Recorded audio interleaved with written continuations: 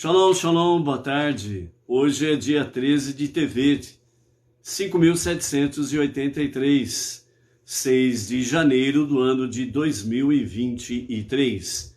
À tarde com a Torá, trazendo a paraxá semanal e com ela também as leituras diárias. Hoje nós estamos no sexto dia para o Shabat, para o sagrado dia do Shabat. Então nós estamos hoje na nossa sexta leitura. Nós estamos aí, nesta semana, na última porção do livro de Bereshit, Gênesis. E amanhã, no sagrado dia do Shabat, estaremos concluindo então o livro de Bereshit, nesse novo ciclo dos estudos de Torá, 5.783. Nós estamos aí no capítulo 49, a partir do versículo 27, vamos até o capítulo 50 e o verso 20, na nossa sexta leitura, ok? Hoje nós estamos aí na nossa prece em favor do Brasil e do povo brasileiro, alimentados pelas porções, das preces que nós encontramos no livro de Salmos. E hoje a nossa prece no livro de Salmos está no Salmo de número 85. O Salmo de número 85, ele se refere, em primeiro plano, exclusivamente sobre a questão da destruição do primeiro templo. Então, os nossos mestres, eles comentam que durante esse período da destruição do primeiro templo, Israel é exilado por causa de seus pecados, mas reconquistou o favor divino e retornou à sua terra prometida. Assim também, nós oramos em nosso presente exílio para que Deus venha restabelecer novamente o seu favor por nós, desta vez de forma permanentemente, de uma forma para todo o sempre. E nós sabemos, pelas profecias, que no momento que o justo e o verdadeiro Mashiach se revelar, então dessa forma o povo judeu no seu 100%, o seu exílio entre as nações se cessará e todo judeu retornará a Eretz Israel, a terra de Israel, e dentro desse sentido então se concluirá completamente o exílio, a grande diáspora que o povo judeu está vivenciando desde o ano 69 da nossa Era Comum, quando as legiões romanas destruíram Jerusalém e o templo. Então, dentro desse aspecto aqui, trazendo para a nossa prece para o Brasil e o povo brasileiro, a conclusão é: só Deus que poderá restaurar o povo judeu, a sua terra prometida e toda a sua base original espiritual. Somente Deus é que pode restaurar o nosso país, restaurar o nosso povo, e através disso podemos assim fazer com que esta graça bendita de Hashem possa se estender sobre as demais nações.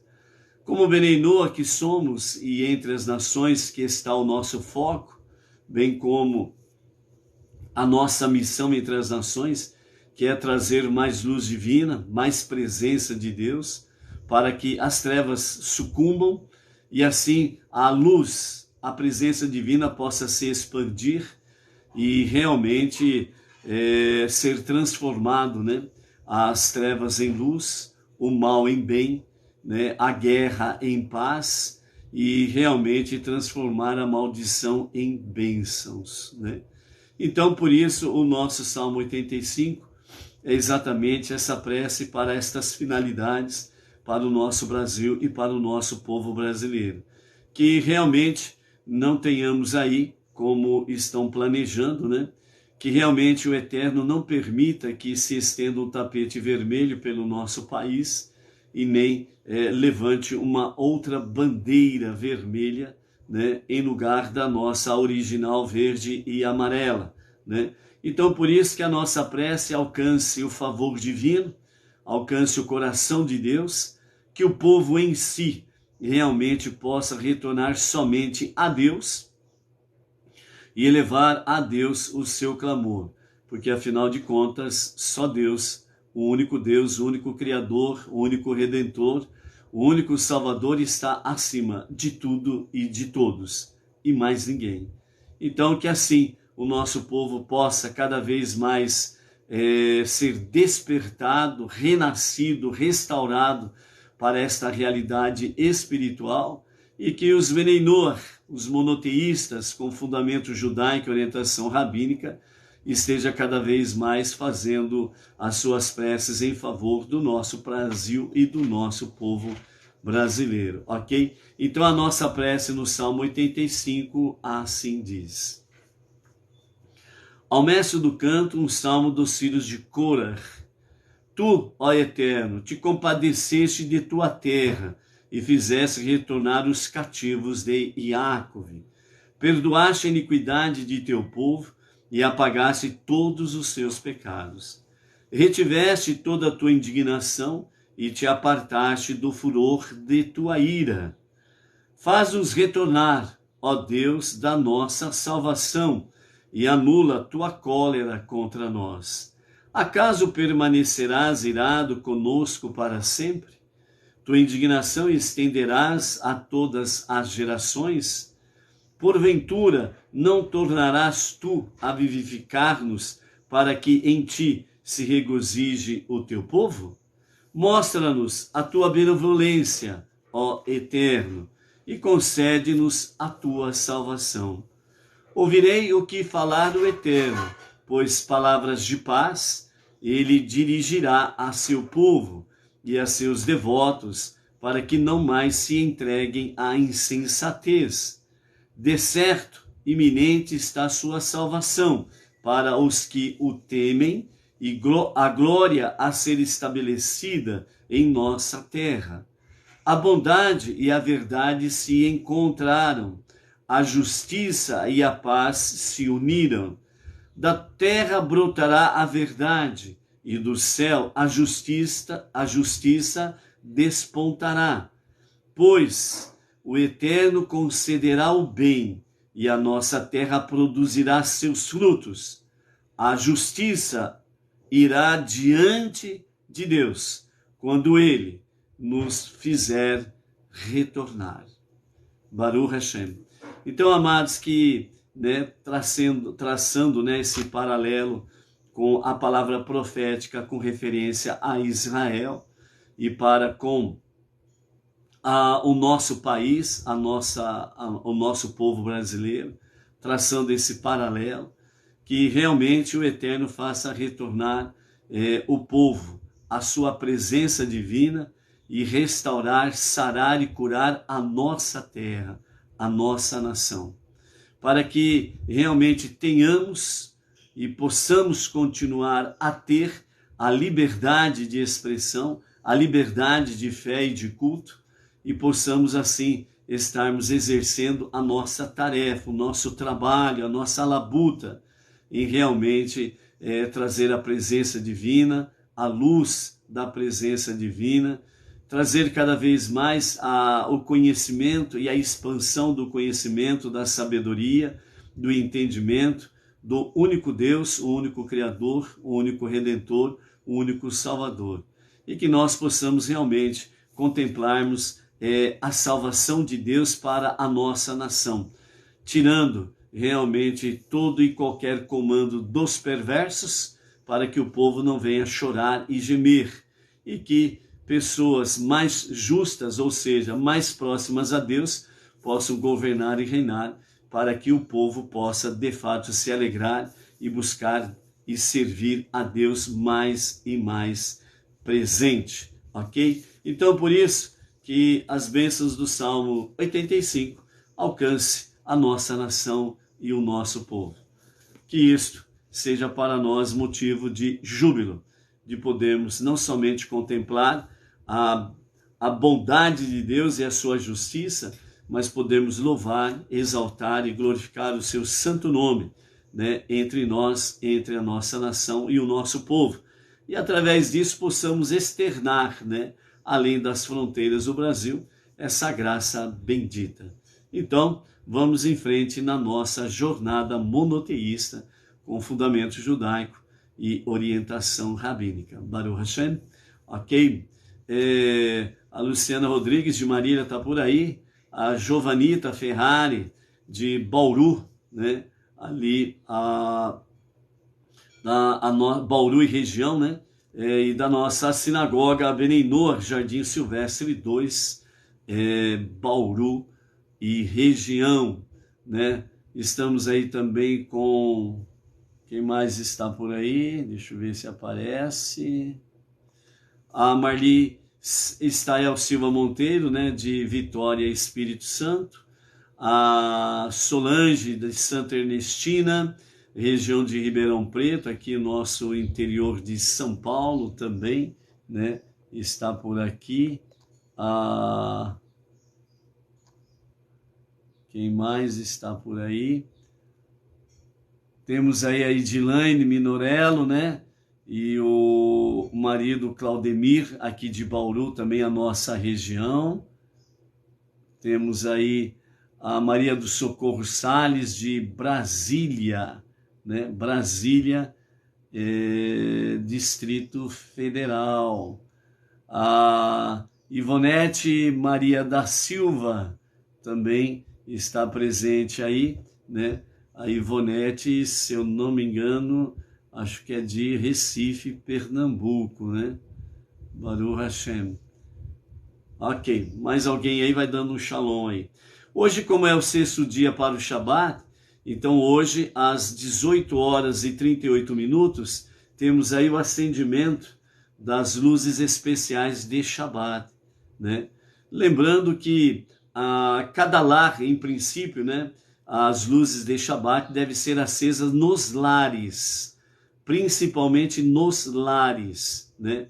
E depois que a mulher, né, ela acende as 2 luzes especiais de Shabat, é aí que o Shabat adentra na vida da mulher, na vida da sua família, na vida do lar, ok? Então, o Shabat, ele adentra nas vidas e nas casas e nas famílias a partir do momento que a mulher, ela acende as luzes de Shabat, ok? Então, por isso, a partir do momento que acende as luzes de Shabat, então o cumprimento passa a ser Shabat Shalom, ok? Então, mais uma orientação aí sobre essa questão, né? Por isso que é importante as mulheres acenderem as luzes de Shabat, ok? Nós fazemos o acendimento das luzes na sinagoga Beneinor, né?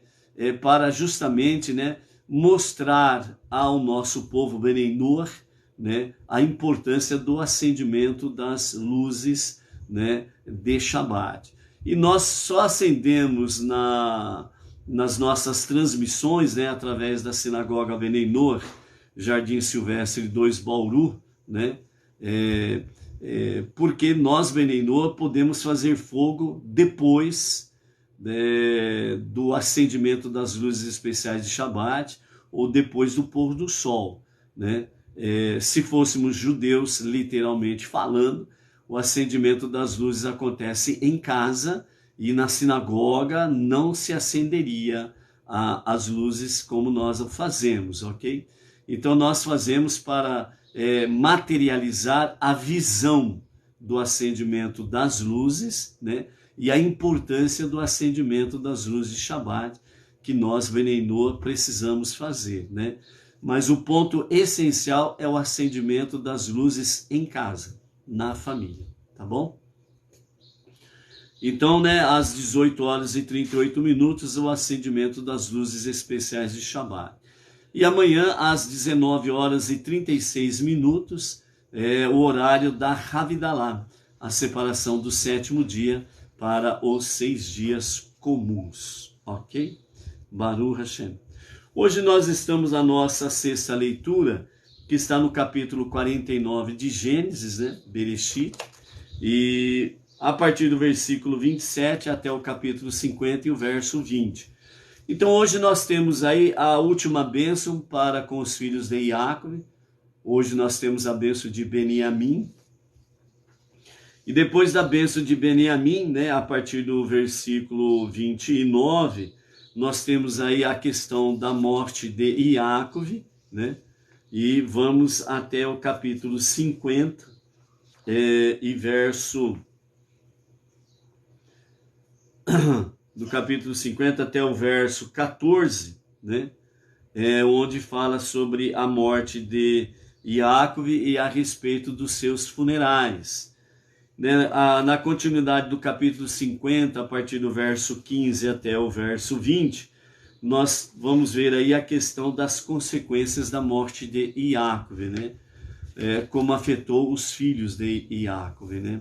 A sua morte e automaticamente a separação física, né, do patriarca para com os seus filhos, os 12 príncipes da tribo de Israel.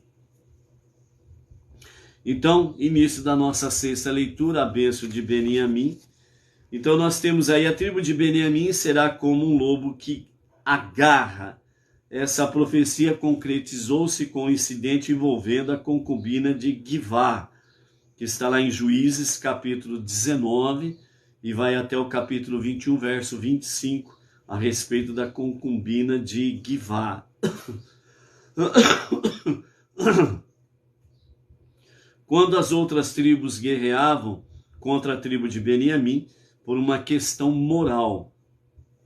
Após o conflito, então, a tribo de Beniamim, ao invés de recusar-se obstinadamente, né, de voltar atrás, né, ela rapidamente agarrou a oportunidade de arrepender-se. E então, para sobreviver e reconstruir a sua população, os remanescentes da tribo precisavam casar-se com as mulheres de outras tribos, mas essas tribos haviam jurado não permitir que suas mulheres desposassem membros da tribo de Benjamim. Ou seja, as demais tribos proibiram que as mulheres das suas tribos casassem com os filhos de Beniamim, né?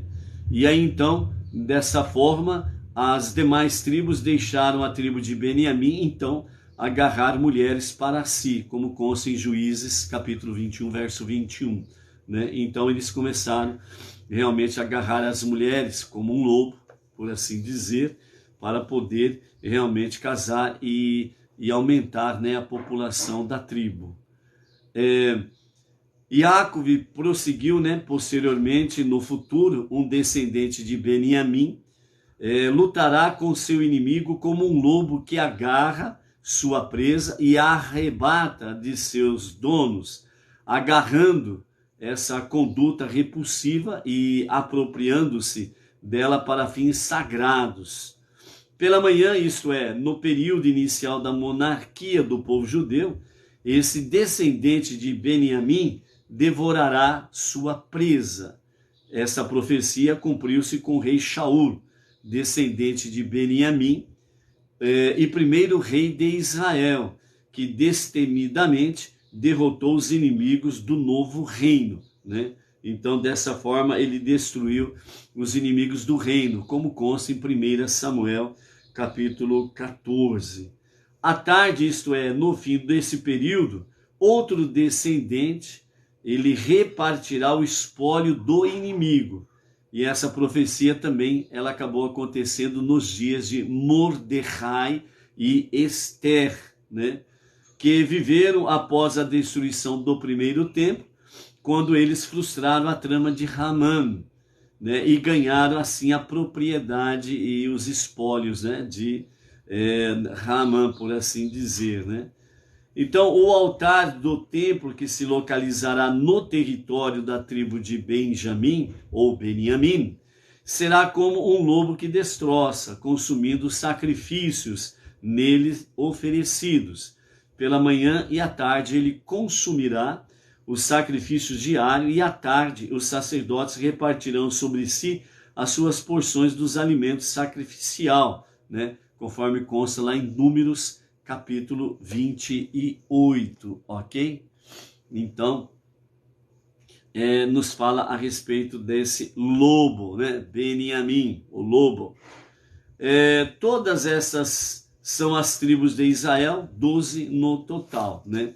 Então, outros comentaristas, né, falando sobre a tribo de Beniamim, né, nos fala que o Beit Hamikdash, né, as tribos elas estavam, entre aspas, né, por assim dizer, no bom sentido, estavam brigando entre si sobre a questão, né, do Beit Hamikdash ser construído no território deles. Cada um queria que fosse construído no seu território, né?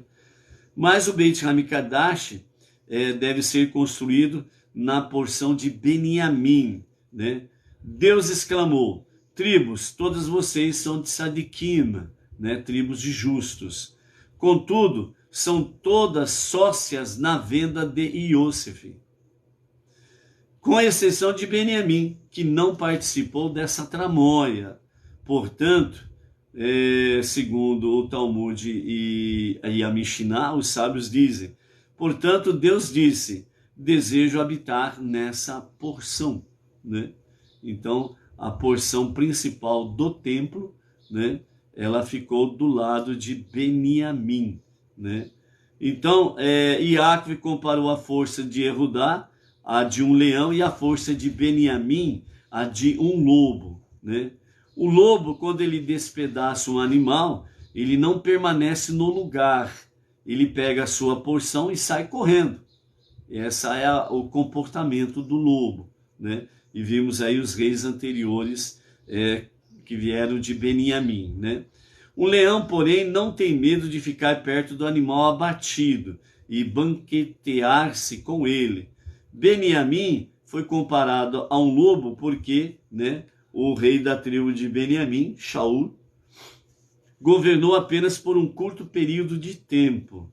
E Erudá, portanto, foi comparado a um leão porque o reino de David, né, perdurou por muitos anos.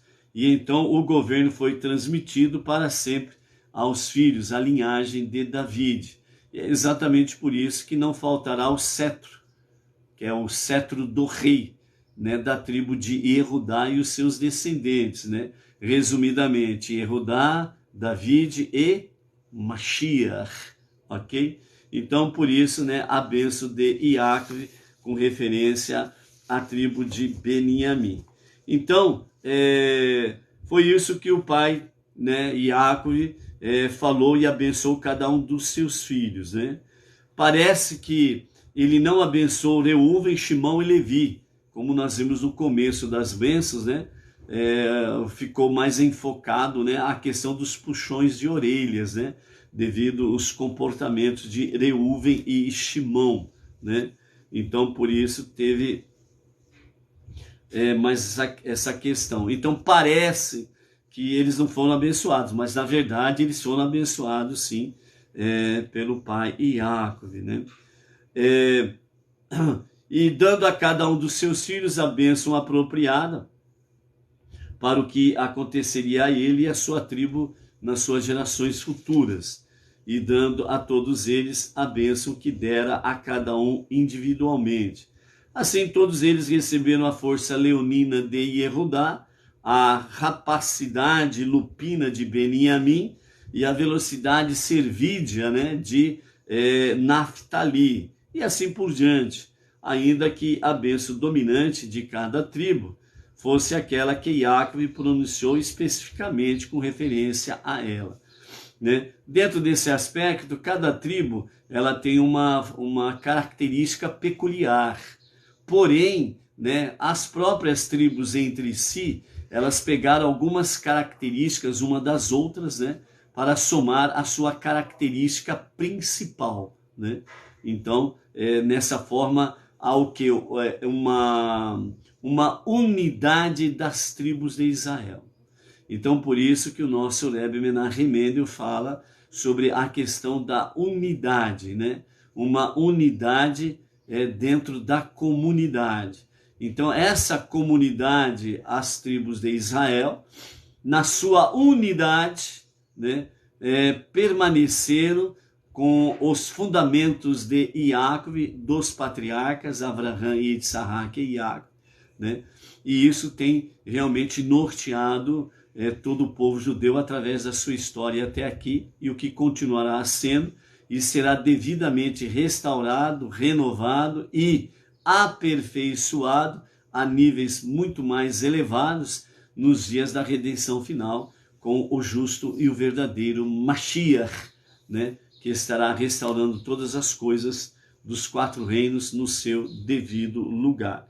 Então essas são as bênçãos, né, em que nós tivemos aí com referência aos filhos de Iago. Agora, a partir do versículo 29, né, do capítulo 49, nós temos aí a referência com a morte de Iago. Estamos chegando, né, ao fim da era patriarcal, né? E depois temos a morte de Iosif, que vem concluir realmente essa era patriarcal, né? Porque com a morte de Iago, automaticamente Iosif era o único que poderia assumir essa posição, né, nesse momento, né, de uma condução sobre os seus irmãos, né? E cumprindo também as próprias profecias dos seus sonhos, né? Sonhos de Deus aí no caso, né? E não sonhos da imaginação e das vaidades humanas, né? Que as pessoas aí sonham qualquer coisa e acham que Deus está falando comigo, né? Sonhei com uma cobra, Deus falando comigo. Sonhei com uma colher de pau, Deus falando comigo. Sonhei com uma mesa de pedra, Deus está falando comigo, né? Então, avacalharam a questão de profecias através de sonhos, né? Então, por isso, precisamos tomar muito cuidado com essa história aí, para não cairmos aí nas armadilhas das vaidades, né? Dos tempos presentes aí, né? Então, as pessoas aí, qualquer coisa, o meu sonho, o que quer dizer meu sonho? O meu sonho.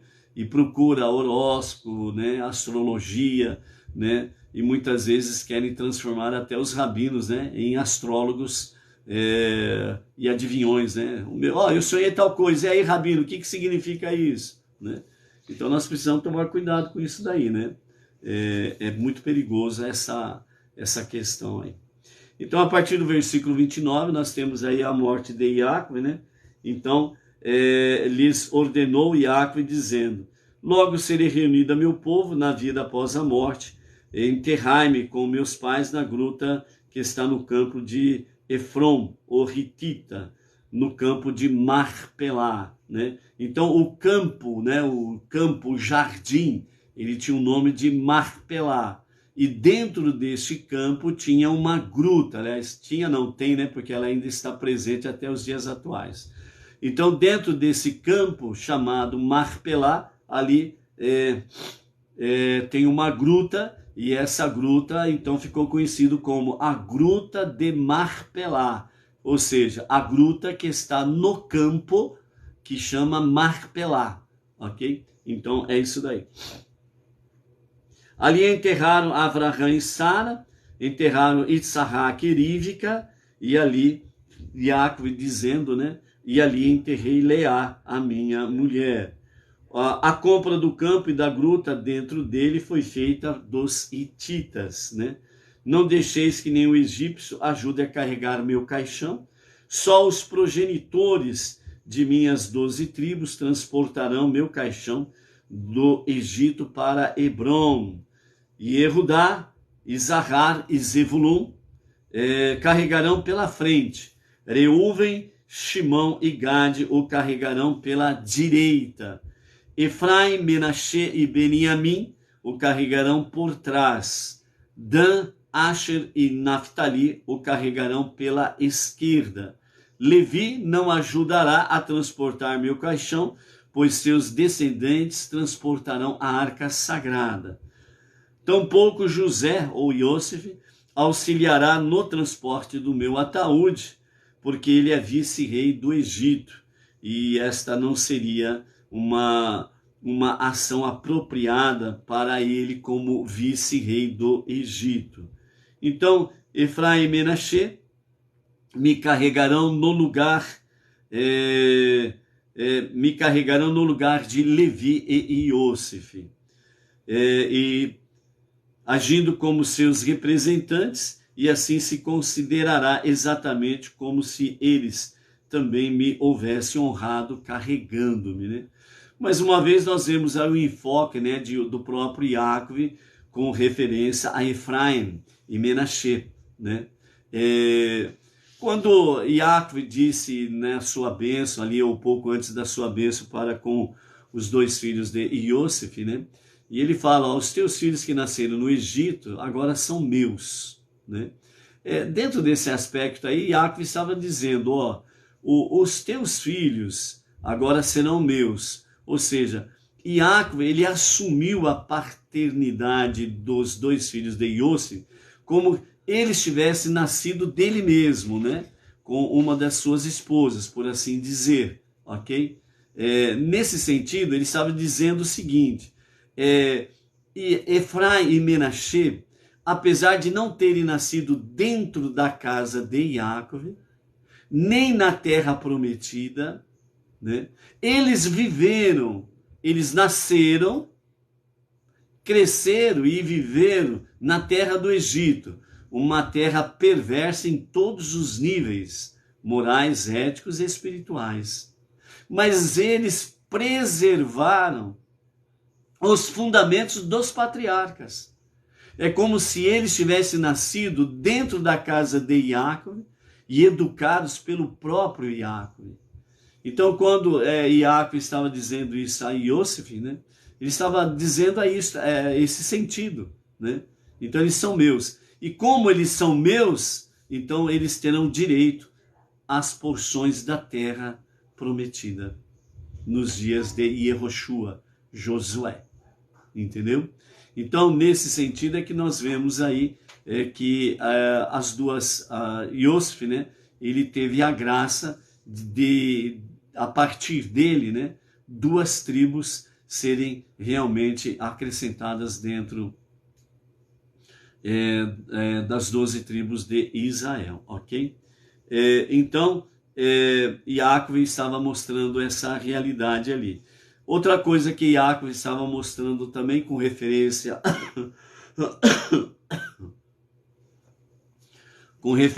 a Efraim e Menaxê, dentro desse mesmo aspecto, ele estava mostrando, né, que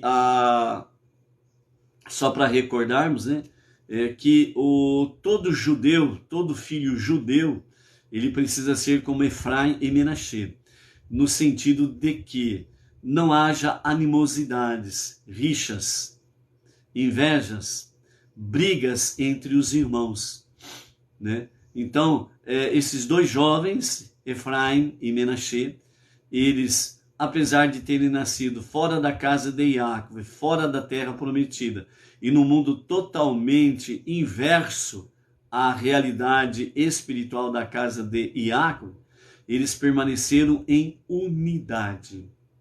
Por isso, nessa reta final aqui, né, nós somos chamados a atenção sobre a unidade da comunidade.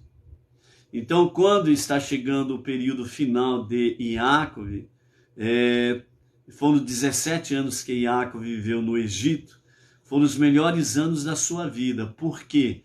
Porque ele viu todos os seus filhos vivendo em unidade na comunidade judaica.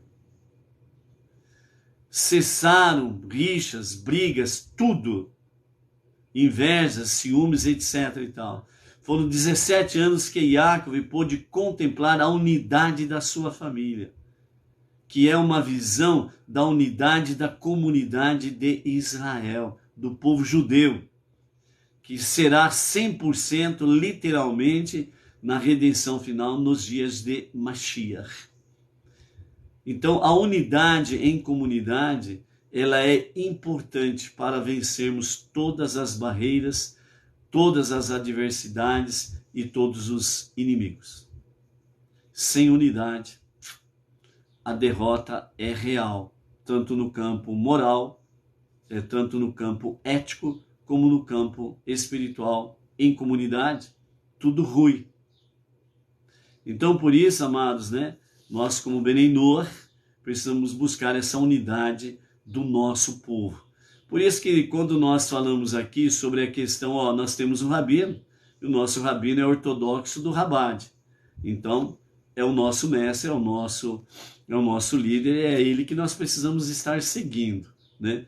Então nós não precisamos ficar procurando outros rabinos, né? Você pode dizer, mas eu gosto de rabino A, B ou C. Tudo bem, ninguém está dizendo para você não gostar, não é isso daí. É uma questão de unidade dentro da casa. A nossa casa, Bnei Noach Brasil, a liderança é Yaakov Gerenstad, o nosso rabino. Então a nossa casa, ela precisa ter unidade. Nessa unidade, seguindo exatamente as instruções do nosso rabino, né? Mas o rabino A, B e C também fala a mesma coisa. Sim, eles falam a mesma coisa, mas sempre tem um pontinho que é um pouco diferente de outro. Mesmo os três têm um pontinho que é diferente um do outro. Os três juntos já são 3 pontos que tem um pouquinho diferente com a nossa liderança, entendeu? Então, nós precisamos ter unidade na nossa casa, unidade na nossa comunidade.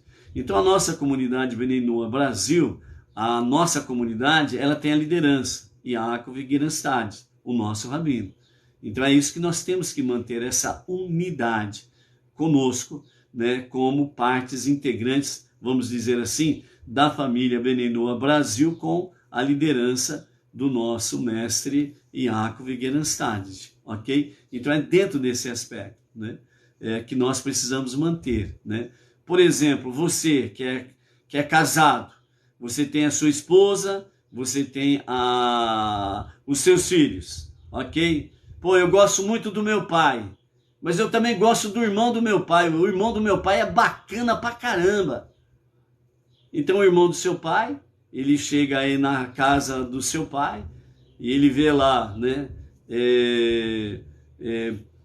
dentro da casa ali, né? Então ele chega ali e fala, por exemplo, né, um exemplo bem simples assim, bem, né? Você na hora que for tomar água, diz o seu pai, você coloque a medida certa no copo em que você vai beber água, para não ter desperdício. Aí o tio chega, o irmão do pai chega e fala para você, não, você pode encher o copo d'água. Enche o copo d'água aí, ó. Se o que você não aguentar, você joga fora. Pronto, acabou, não tem problema nenhum. A água é mesmo, potável, né, sadia, etc e tal. Mas um diz, né, o pai da casa diz, né, o regramento, né, é fazer as coisas de forma comedida, né, e fazer as coisas sem ter desperdício. Mas o irmão do pai é bacana pra caramba, é joia, né? Ele é igual ao meu pai, ele não faz nada errado, não gosta de fazer as coisas erradas, ele gosta das coisas certinha, bonitinha, justa, dentro da lei, patati patatá, né? Mas ele tem aí, ele fala, né, pode encher o copo d'água, o que você não conseguir beber, joga fora, pronto, acabou. É um pontinho diferente daquilo que o pai diz, entendeu? Então aquela questão, né, família, comunidade, existe uma liderança. Essa liderança é aquela que nós precisamos estar aí, né, em harmonia, em unidade, e seguirmos nesse sentido aí, ok? Então é nesse sentido que nós falamos aí, ok? A mesma coisa, você pode ver um outro exemplo, né? Você consulta, vamos assim dizer, né, um rabino dizendo, eu sonhei tal coisa. O rabino fala assim, não se preocupe com sonhos. A maioria dos sonhos é tudo vaidade da própria pessoa, aquilo que ela passou durante o dia, aquilo que ela focou durante o dia. Não tem nada de ruim nem de bom nisso daí. É um fruto do próprio subconsciente do ser humano, que quando ele dorme, o seu subconsciente tem uma portinha que se abre para o consciente. E dentro da própria psicanálise, a psicologia, dentro desse aspecto todo, vem com uma explicação, essa portinha se abre, o que ficou gravado lá no subconsciente, agora ele se mistura com o consciente, e nessa mistura com o consciente, você acaba sonhando essas coisas. Então não se preocupe com isso daí não, fica tranquilo, vai em frente. Leia a Torá, leia Salmos, faz as suas preces diárias, obedece mandamentos, faz tzedaká, ok? Fica tranquilo, cada vez mais a sua mente, né, a sua consciência se enchendo da Torá, das 7 leis de Noa, né? Fazendo techuvá, preces diárias, de tzedakah. Isso daí vai iluminando cada vez mais a sua mente. Isso automaticamente vai iluminar o seu coração, a sua alma com as suas emoções, e você vai parar de ter aí certos tipos de sonhos negativos. Fica tranquilo com isso daí. Beleza. Aí você quer ouvir uma segunda opinião. Aí você vai ouvir então o irmão do seu pai, que é muito bacana, é legal, bonitinho, lindinho, né? E aí esse irmão do seu pai diz assim: nossa, você sonhou com isso? Cuidado, hein? Cuidado com isso, menino. Isso daí é perigoso, né? Olha aí, ó. Pode ser que é um aviso para você aí, né? Que de repente você vai cair no buraco da formiga e você vai sumir lá pro abismo, lá pro subsolo. Cuidado com isso daí. Você entendeu? Então são essas coisinhas que nós estamos aí no sentido, orientando, alertando, para tomar cuidado, né? Para que realmente não haja esses pontinhos que vêm contradizer uma coisa ou outra. Então, temos uma liderança, então vamos manter unidade com esta liderança.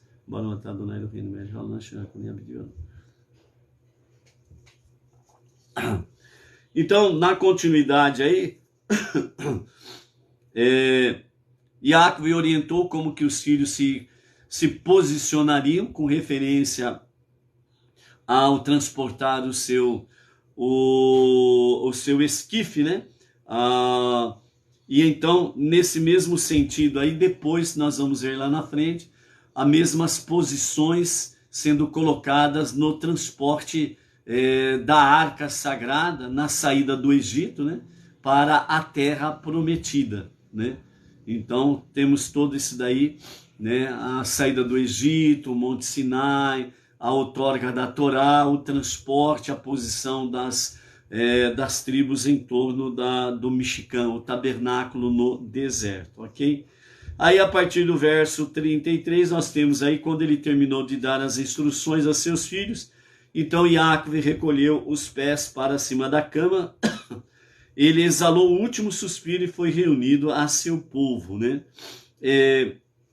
Veja bem que Iácovo, não é dito que ele morreu, mas é dito que ele exalou o seu último suspiro e foi reunido a seu povo. Então, o termo empregado, né, realmente no passamento de Iácovo não foi Iácovo morreu, mas sim que ele exalou o seu último suspiro. Nesse sentido, os nossos mestres querem dizer que quando temos isso na própria Torá, está dizendo que, na realidade, o corpo de Moshe, ele parou de respirar. E ele, então, entrou num estado de sono profundo, parecido com a morte. Parecido com a morte. Então, essa é a análise que os nossos sábios trazem com referência ao passamento de Iácovo, né? E como diz a sabedoria judaica, né? Os tzadikim, eles não morrem. O corpo entra num estado de sono profundo, parecido com a morte, mas eles estão muito bem vivos, graças a Deus. Então, nesse sentido, Iosif caiu sobre o rosto de seu pai, chorou por ele e beijou. Iosif então ordenou a seus servos e os médicos que embalsamassem seu pai, e os médicos embalsamaram a Israel. Seus 40 dias se passaram, pois era esse o tempo necessário para o embalsamento, como agradecimento pelo fato de Iácovo ter sido responsável pelo fim antecipado da fome. Os egípcios também se enlutaram por ele durante um longo período. Os 40 dias do embalsamento e depois mais 30 dias foi um total de 70 dias que lamentaram sobre o passamento de Iácovo. E quando terminaram então os dias de pranteá-lo, Iosif dirigiu-se à corte do faraó, dizendo: se conquistei vossa simpatia, por favor, assim falai ao faraó. Meu pai me fez jurar, dizendo: logo morrerei na sepultura que comprei a um alto preço de meu irmão, Esav. e cavei para mim em Canaã, e ali me enterrarás. Daí podes deduzir o quanto era importante para ele ser enterrado lá. Ele gastou uma quantia elevada para comprar o local e cavou ele mesmo a sepultura. Portanto, autoriza-me a subir e enterrar meu pai e depois retornar. E o faraó respondeu: sobe e enterra teu pai como ele te fez jurar. Se José não houvesse jurado, o faraó não teria permitido que ele removesse os restos mortais do seu pai do Egito. O próprio faraó teria ordenado que fosse construído um grande túmulo, né, em honra a Iaco, e assim então ele passaria a ter um santuário egípcio e seria automaticamente um lugar de peregrinação para idolatria. Mas como Iosif jurou, o faraó não deixou, né, José quebrar o juramento. Aí você pode dizer assim, mas peraí, o faraó é faraó, ele não estava acima de José? Ele poderia muito bem falar para José: José, ó, é o seguinte, você jurou para o seu pai, não tem nada a ver com isso. Mas eu sou o faraó. E eu quero que o seu pai seja enterrado aqui no Egito. Já vou mandar preparar um túmulo especial para ele. E dentro desse aspecto aí, né, eu vou mandar preparar aí para ele realmente um lugar muito especial para que ele possa ser ali sepultado. E ali então o povo egípcio vai poder venerá-lo. Eu sou o faraó. Ele poderia ter feito isso? Ele é o faraó, não poderia? Poderia. Por que ele não fez? Você se lembra quando o faraó entrevistou Iosif, depois da revelação dos seus sonhos? Iosif precisava falar as 70 línguas que o faraó conhecia. O faraó conhecia as 70 línguas. Então, cada frase, cada pergunta que o faraó fizesse em cada uma das 70 línguas, Iosif tinha que responder na língua em que o faraó estava falando. E pouco antes, o anjo Gabriel veio e ensinou a Iosif as 70 línguas. Então Iosif respondeu ao faraó nas 70 línguas. Depois que terminou a sabatina, por assim dizer, então Iosif começou a conversar com o faraó em hebraico. E o faraó não entendeu nada. E então ele pergunta a Iosif, né? Que língua é essa que você está falando? Iosif disse a ele: essa é a língua dos meus ancestrais, é o hebraico. E o faraó não sabia o hebraico. Era a única língua que ele não conhecia, o faraó. Então Iosif sabia as 70 línguas mais o hebraico. As 70 línguas das nações e mais o hebraico. Então ele sabia uma língua a mais do que o faraó. E o faraó pediu para que José jurasse que não revelaria esse segredo que era só deles dois. Para que o povo não soubesse que José sabia uma língua a mais que o faraó. Porque se o povo soubesse, iria destituir o faraó e eles coroariam Iosif como o faraó do Egito. Porque ele sabia mais do que o faraó, sabia mais do que o Deus deles. Porque o faraó era um Deus para os egípcios. E o faraó jurou, aliás, Iosif jurou a faraó que não contaria o segredo. Então, por isso que aqui o faraó não forçou José a quebrar o juramento que fez ao seu pai. Porque se ele forçasse o José a não cumprir o juramento, a quebrar o juramento, ele automaticamente estaria dando sinal verde para Iosif revelar ao povo egípcio que ele sabia uma língua a mais do que o faraó. E o faraó perderia toda a credibilidade. Então o faraó ficou na dele: cumpre o teu juramento. E assim automaticamente você cumpre o nosso juramento também. Iosif disse: positivo, meu faraó. Fique no seu canto tranquilo. vou sepultar o meu pai em Eretz Israel. E assim foi, entendeu? Então, por isso, né, mais uma vez usada a expressão, né, e o próprio faraó diz isso, né? Pode subir e enterrar o seu pai, como você fez o juramento, né? Lembrando que a terra de Israel, Jerusalém, todos aqueles que se dirigem para lá, de fato, subir e não descer. Sair de Israel, de Jerusalém, para qualquer outra nação é descer, porque o nível mais elevado espiritual está em Eretz Israel. Então, nesse sentido, o verso 7, né, nos fala: José subiu a Canaã para enterrar seu pai, né? Chegaram em Goren Hatad, né, para poder realmente proceder ao sepultamento, né?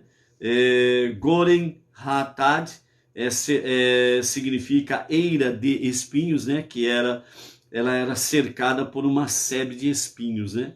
Então, além do Jordão. E por onde eles estavam passando, os chefes das cidades e dos estados ainda ali presentes, né, em Canaã, né, acharam que vinha vindo ali uma guerra, né, os egípcios estariam travando uma guerra contra eles. E de repente, assim, eles ficaram meio atordoados, mas depois observaram que havia um cortejo fúnebre. Então eles se inteiraram dos fatos e viram que era realmente a morte de Iacov e todo aquele cortejo, um grande cortejo. A coroa de Iosif estava sobre o esquife de Iacov, né?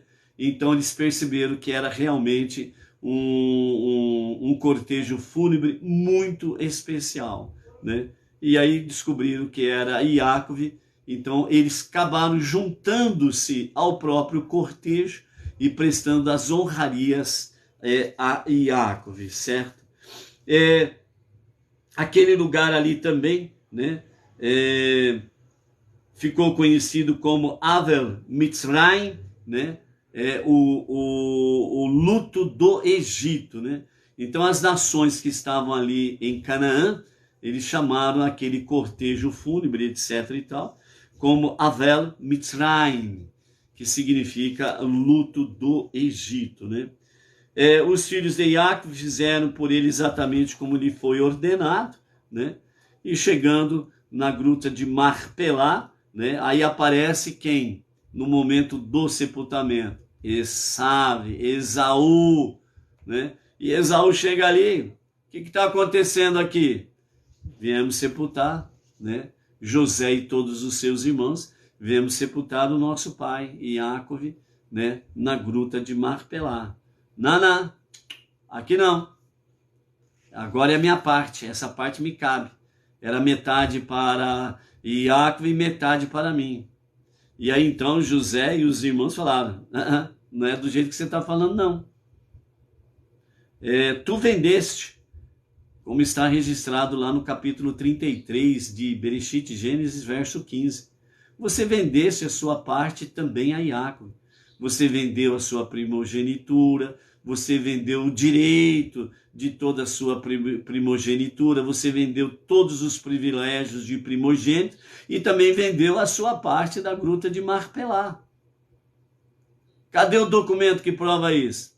Está lá no Egito, guardado. Então mostra. E então ordenaram a Naftali, que era o corredor exímio, o The Flash, né? Era Naftali, que fosse até o Egito buscar realmente o referido documento, né? E ali ficou todo o cortejo parado, aquilo tudo ali, aqueles murmúrios daqui e dali. E aí então de repente apareceu ali, né, entre eles Hushim, já estava entre eles, obviamente, né? Mas aí, como tudo estava parado, então ele foi mais para a frente, né? Hushim, filho de Dan, né? Que ele tinha uma dificuldade auditiva, não escutava direito. Então ele indagou o que estava acontecendo, né? Então aí explicaram para ele, né? Num alto e bom som, para ele poder ouvir, né? Que Esaú, ele estava impedindo o sepultamento de Iacov, né? Então, Hushim, né, filho de Dan, automaticamente Iacove era o seu avô, né? Então, nesse sentido, então, Hushim, ele diz, sofrerá meu avô a desonra de jazer ali, até que Naftali retorne do Egito? Não, de jeito nenhum. Meu avô não merece isso. Então, Hushim, ele tomou um grande porrete e golpeou Esav, né? Golpeou de tal forma, né, a sua nuca, que Esav morreu imediatamente, né? Um outro Midrash diz que a força foi tanta em que a própria cabeça de Iacove, ela saiu do corpo e ela rolou e caiu dentro da gruta de Marpelá, né? E aí, então, Iacove, ele é de fato sepultado, né? E aí cumpre-se aquilo que Rivka, né, a mãe de Esav e Iacove, disse lá no capítulo 27, verso 45, onde ela disse, né, se porventura meus dois filhos morreriam no mesmo dia, e isso aconteceu exatamente agora, nesse momento, né? Os dois filhos, na mesma época, falecem e são sepultados, ok? Então, enterraram na gruta de Marpelá, o campo de fronte a Mamire, que Abraão comprara como jazigo familiar de Efron, o Hitita, né? E depois de enterrar seu pai, então Iosfe e todos os seus irmãos e toda a corte retornaram para o Egito, e as nações que estavam ali, que somaram ao cortejo, também voltaram às suas atividades naturais ali dentro de Canaã, né? A partir do verso 15, dentro do capítulo 15, né? Aliás, dentro do capítulo 50, verso 15, até o verso 20, nós temos então as consequências da morte de Iacove, né? Então, depois da morte de Iacove, né? Enquanto Iacove estava vivo, Iosfe convidava os seus irmãos constantemente para jantar com ele. E agora as coisas mudaram, né? Iosfe já não chamava os seus irmãos frequentemente como era anteriormente, né? Então, dessa forma, né, os irmãos, os 10 irmãos, né? Lembra disso? Os 10 irmãos, né? Então, eles conversando entre si, então eles levantaram a hipótese, será que José agora vai revelar o seu ódio contra nós? Será que ele vai nos retribuir todo o mal que lhe fizemos? Então, no momento conturbado, as ideias, conflitos, aflições, dúvidas, elas começam a florir. E se a pessoa dá asas à imaginação, então realmente a coisa fica como um tsunami na mente das pessoas, né? Então, dessa forma, né, os filhos de Leia, com os quais Iosfe originalmente se dava muito bem, né, eles enviaram esta mensagem a Iosfe por intermédio, aliás, os filhos de Leia, né, eles não se davam bem com os filhos das suas meias irmãs, né, que era Bilá e Zilpá, e Iosfe estava sempre em harmonia com os seus irmãos, filhos de Bilá e Zilpá, porque ele percebia o menosprezo que os outros faziam, né? Então ele estava sempre ali em harmonia com eles, né? Então, dessa forma, né, os filhos de Leá mandaram, né, através dos filhos de Bilá e Zilpá, que houvesse ali uma mensagem, né? Então eles mandaram a mensagem através deles, e eles falaram para Iosfe, né? Ó, antes de morrer, teu pai deu esta instrução. Assim direis a Iosfe, por favor, perdoa agora o crime de teus irmãos e sua transgressão. E de haverem de tratado de forma cruel, né? Na verdade, Iacove não dera nenhuma instrução desse tipo, porque jamais suspeitara que Iosfe nutrisse algum ressentimento pelos seus irmãos. Iacove, ele tinha certeza que Iosfe tinha realmente perdoado seus irmãos e que não havia nenhum resquício de mágoa ou coisa semelhante.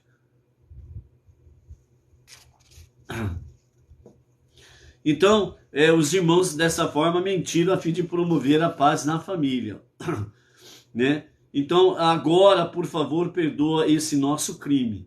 Se não nos perdoares em consideração à ordem de teu pai, porque ele está morto, então nos perdoa por sermos nós, como tu, os servos do Deus de teu pai, que é eterno.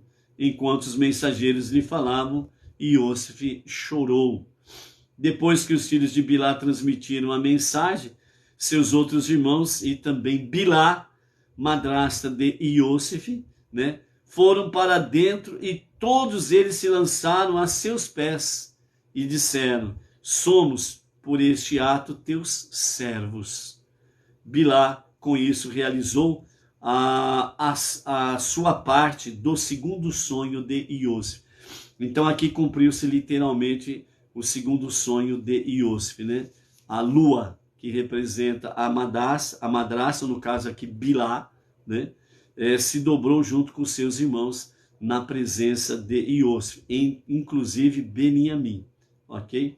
Então José lhes disse: não temais, acaso estou no lugar de Deus?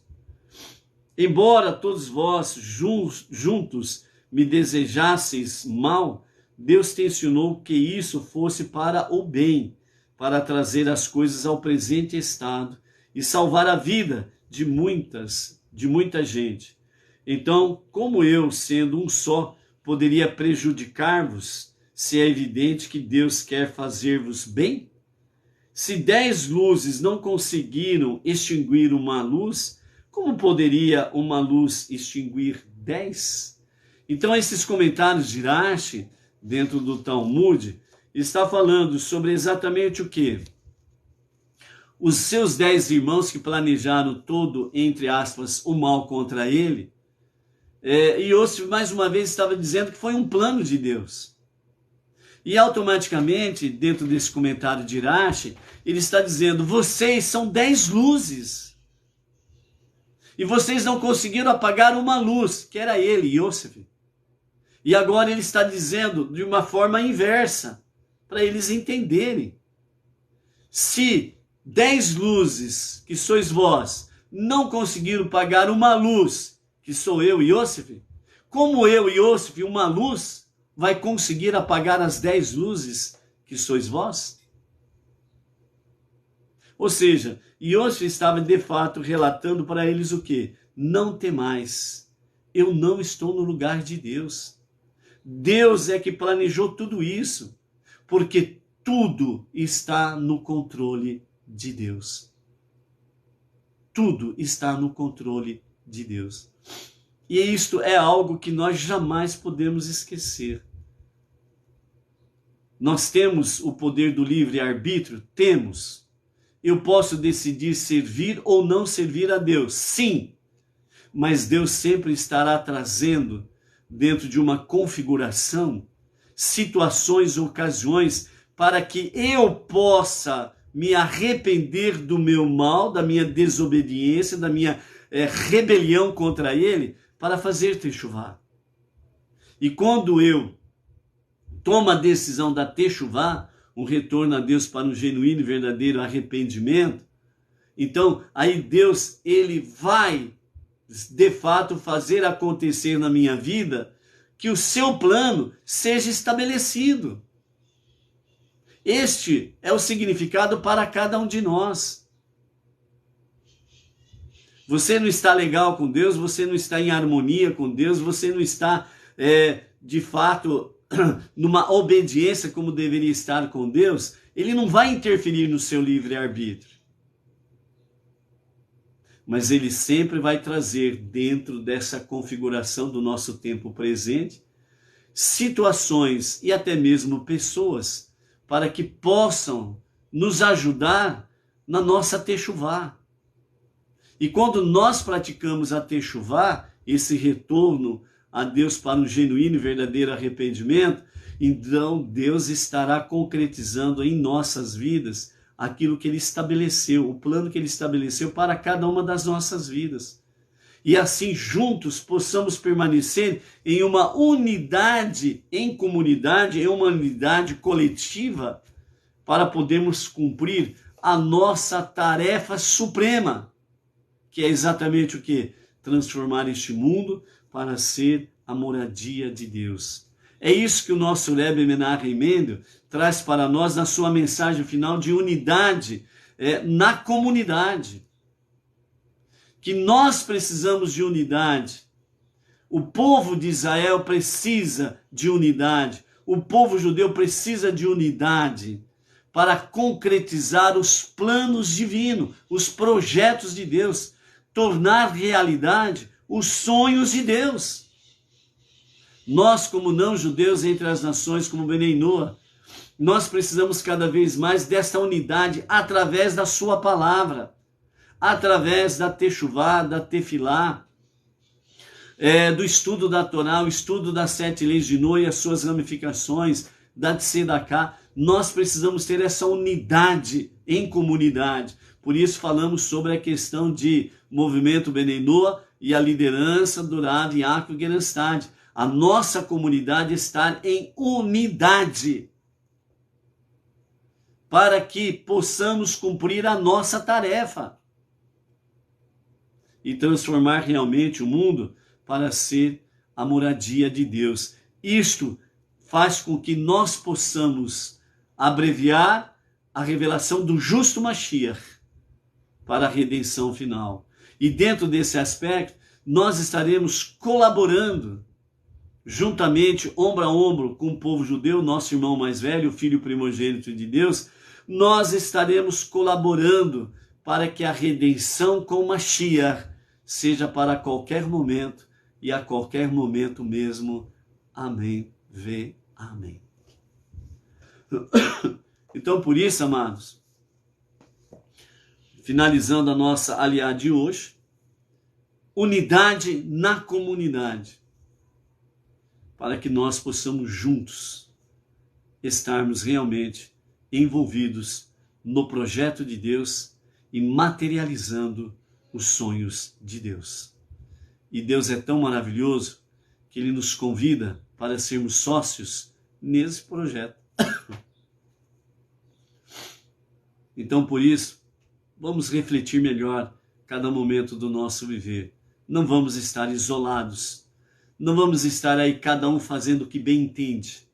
Eu já sou monoteísta, então eu posso fazer assim, aí o outro vem e diz, eu vou fazer assado, aí o outro vem e diz, eu vou fazer mal passado, aí o outro vem e diz assim, eu vou fazer passado no ponto, aí o outro diz assim, eu vou fazer passado no ponto mais um pouquinho. Não, nós precisamos de unidade. Sem unidade não temos como expandir o monoteísmo com fundamento judaico e orientação rabínica. Não temos como cumprir essa meta. Por quê? Porque nós estaremos divididos. E divididos não tem como expandir, progredir.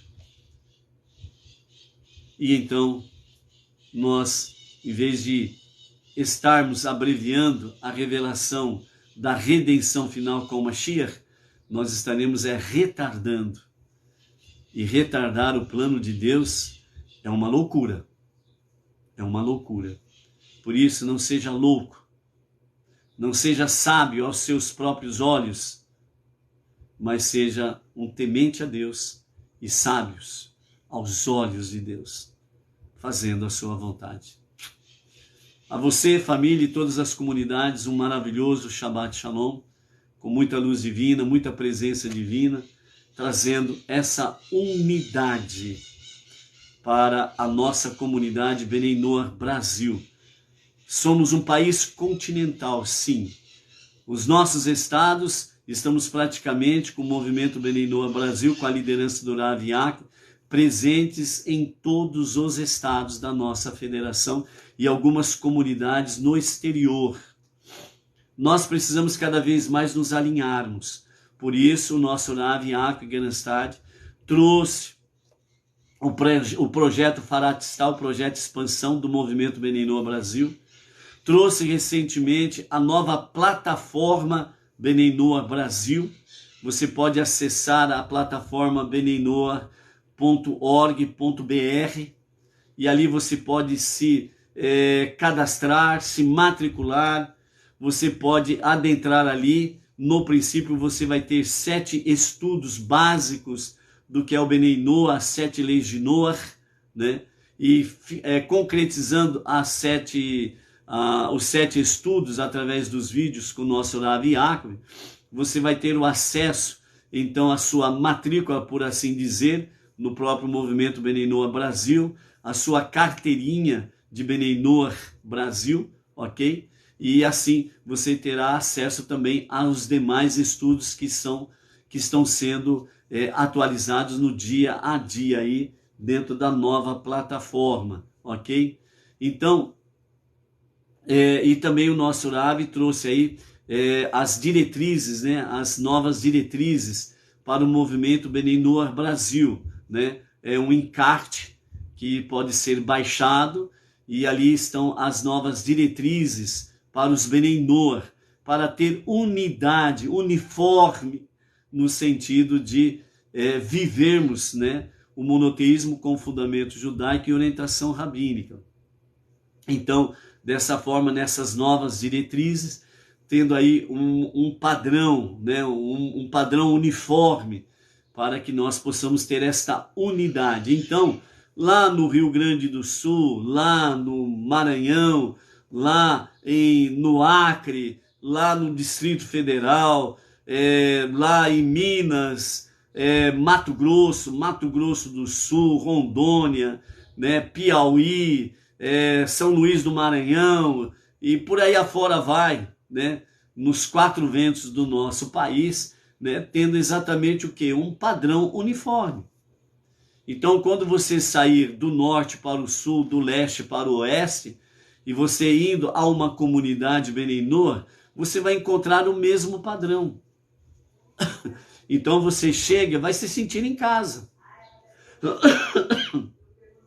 Nesse sentido, significa que, de fato, as pessoas terão aí, de fato, o mesmo padrão, a mesma liderança, né, do Rav Yaakov, e assim nós estaremos de forma em unidade na nossa comunidade Benei Noah Brasil, ok?